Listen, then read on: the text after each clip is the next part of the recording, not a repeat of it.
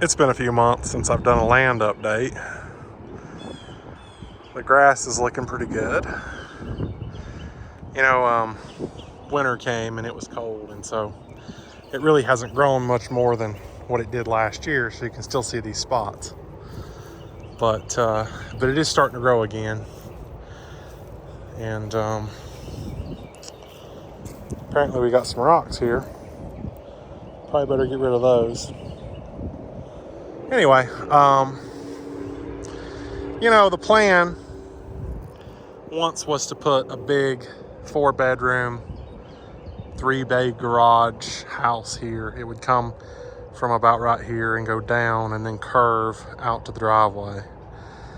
And that project was over $700,000. And although I would really love to still do it one day, I don't see it happening anytime soon because the price is just so high.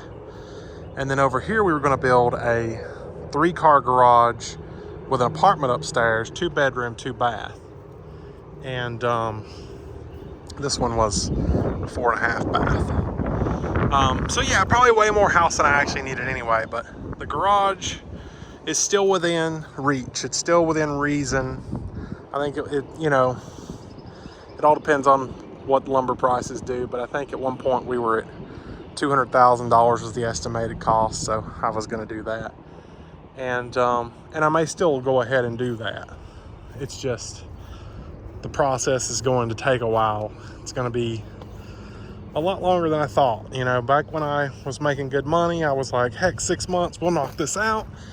We'll have this garage built, we'll live in it, and then I could start on the big house. And I actually left this particular area not seeded with grass for that reason. And then things just kind of died out. And, if it's not one thing, it's another. We were already having issues with Starlink taking over anyway. So, but I did have them go ahead and put this pole up here for temporary power. I do already have an order in to come have the temporary power put in. I don't know when that's going to happen. But for now, I've got a camera and a solar panel, and this is what they call a job box. It's supposed to hold your site plans and all that in it, and yeah. It doesn't have anything in it. But yeah, my guess is they're going to put somewhere on this pole. They're probably going to make me move my camera, to be perfectly honest with you. The temporary power and all that. And the next step will be to clear off the topsoil and pour the concrete. And I think I'm going to do, instead of a slab, I'm going to do like enclosed in some blocks. We'll see. I don't want to get any of that done until I have the money to do all of that and then stop. Because, I don't really want the concrete sitting here for a few years not being used, but if I can get it done and get it out of the way, that's one less thing I'm going to have to do in the future. The wind is blowing. I don't know if it's hitting my microphone or not. But then again, if we build block all the way around where the pad is going to sit, except for the front, because there's going to be garage doors, the only place for water to exit is the garage doors. So they need to slant it down this direction when they pour it. Otherwise, the whole thing's going to be standing with water when we come back to start building the house. My steps for this is, when I have enough money to get to a stopping point. So I'll have to clear the land of grass, pour the concrete, probably dig footers or whatever they have to do with that, and then put the concrete block about 4 feet up on the side of the wall. And I think that'll be a good stopping point because it can sit that way for a little while. As long as it's properly slanted and the water doesn't sit and cause an issue, it can sit that way for a little while. And then we'll come back when I have enough money and we'll build the wood part of the house. And it's 2 stories. I need to get it completely dried in to a point where I could stop because, none of this is going to be an overnight project. None of this is going to happen within the next year now. I mean, it technically could, I guess, if I focus real hard on it, but we'll see. We'll see where it plays out. So I want to get it to step 2, which is a point where I can stop and it's dried in. None of the wood is going to rot. None of the problems, no problems. It'll just be a finished outside, gutted inside house. Nothing done in the inside at all. And then we'll come in and we'll do electrical and plumbing and HVAC, and then we'll start working on the inside. But that's going to be a slow, drawn out process. And I don't have to get to a point where I don't have to save to a point where I can just finish it all at once. I can work on it slowly because the outside is dried in and it's fine. So that's kind of the plan.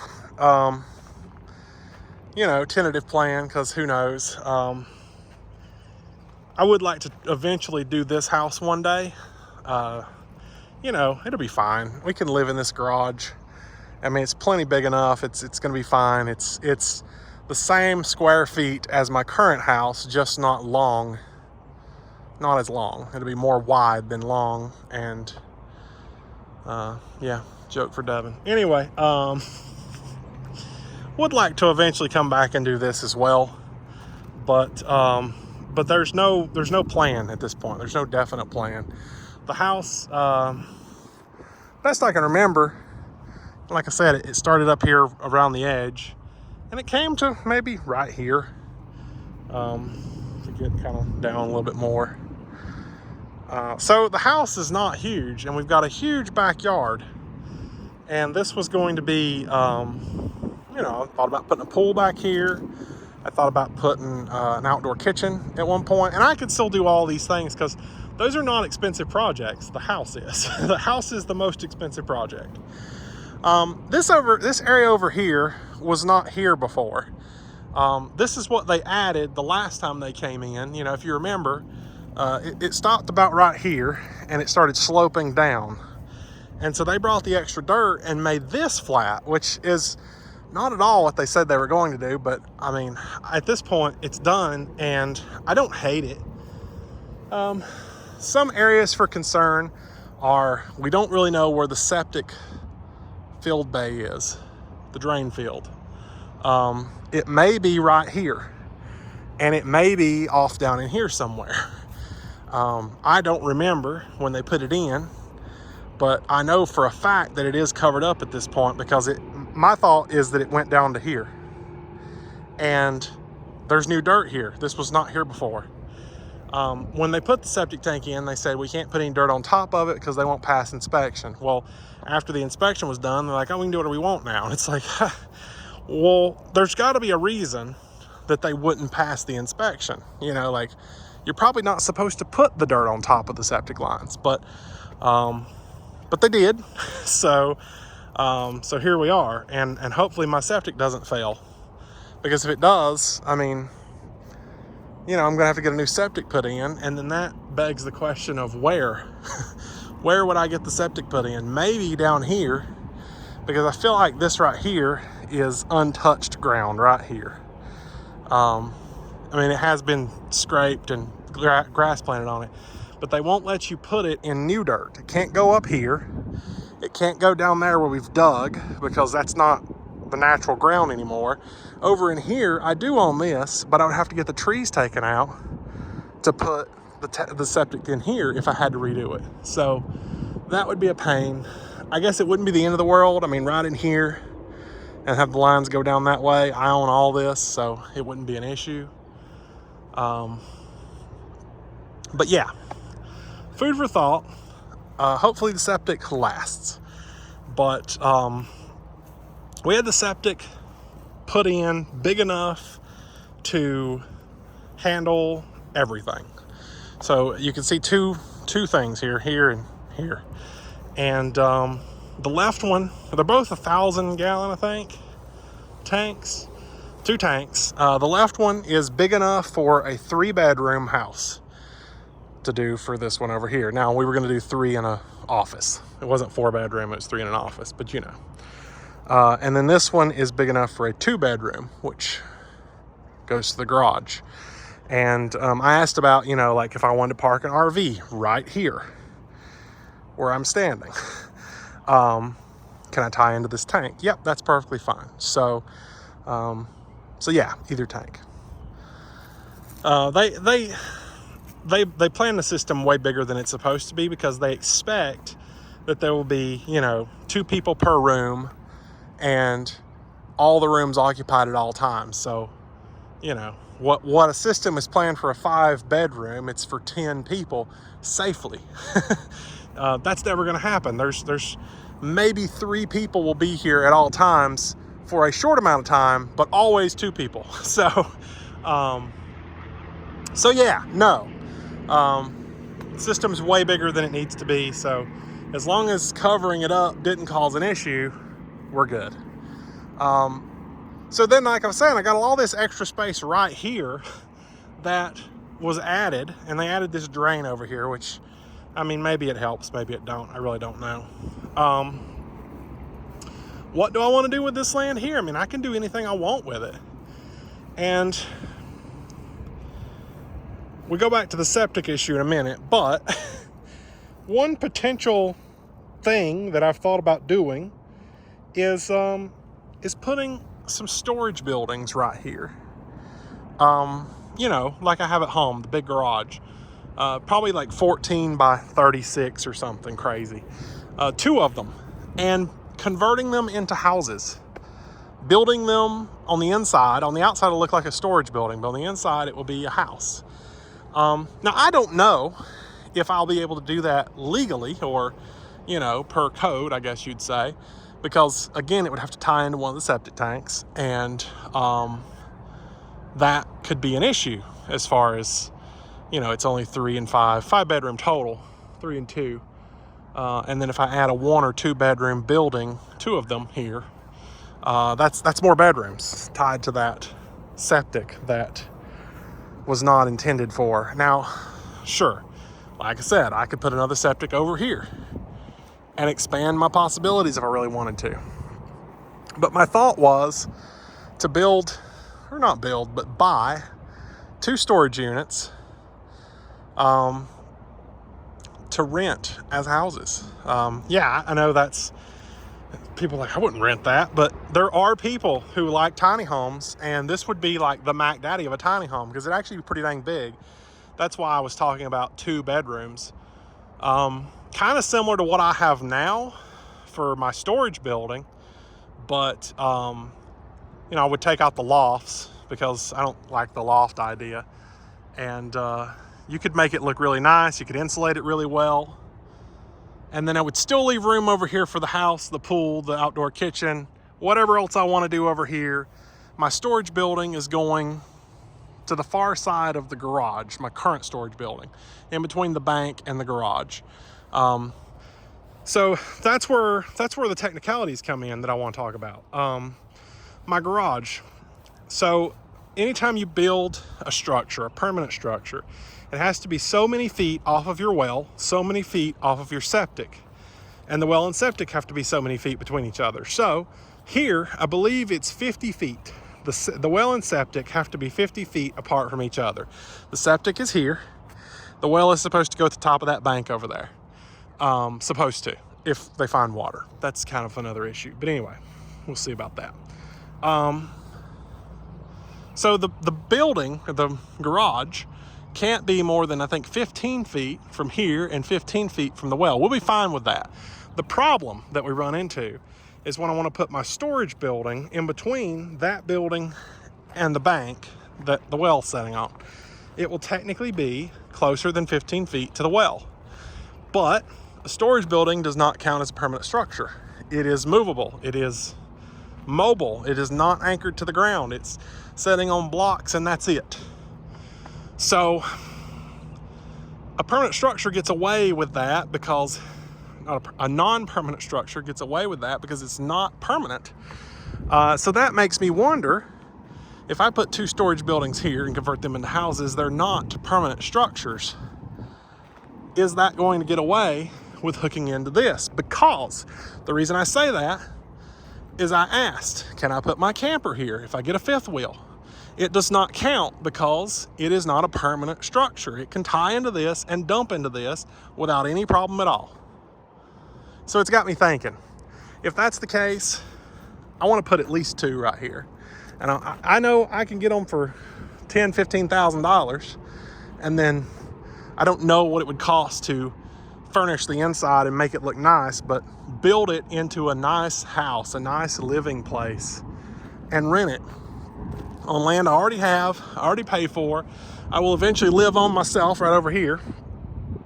But I could have people, I could have income coming off this land, and I could have people down here at all times that, you know, could help watch out for stuff.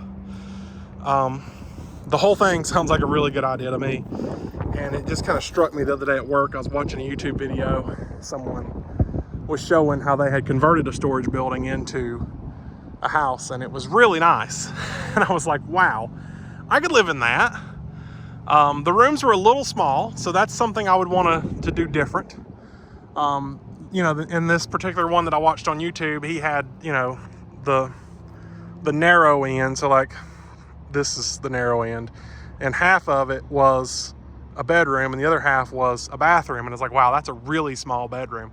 So I would probably make this entire area a bedroom and then put the bathroom like out here somewhere, if that makes any sense. I can draw it on plan later, but